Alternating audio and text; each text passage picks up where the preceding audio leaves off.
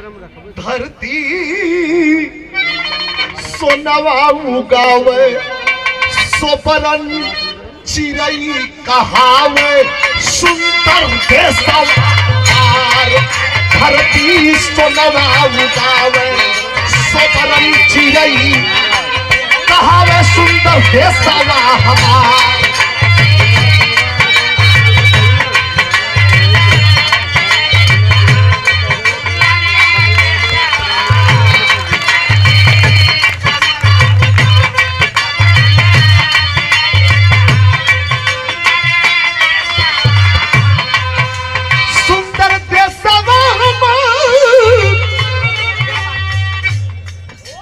और गाना आप लोग सुनिए, सुंदर भैया बैठ जाओ। और गाना आप लोग सुनिए, ये 4 लाइन हमारे मन से, वीर रस कांड जौन मन गई कौन सुनिए, ये 4 लाइन हमारे मन से। क्या है देश, फक्र है हमें, नाज है हमें कि हमारा जन्म हिंदुस्तान में हुआ। कोई ऐसी धरती नहीं जिस धरती को मां की उपाधि मिली हो।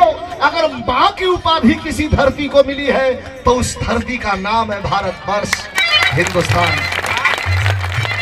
शायर कहता है सुंदर देशवा सुंदर देश धरती सुनावे सोबरन चिरई कहावे सुंदर देशवा धरती सोनवा उगावे सोबरन चिरई कहावे सुंदर देशवा हम।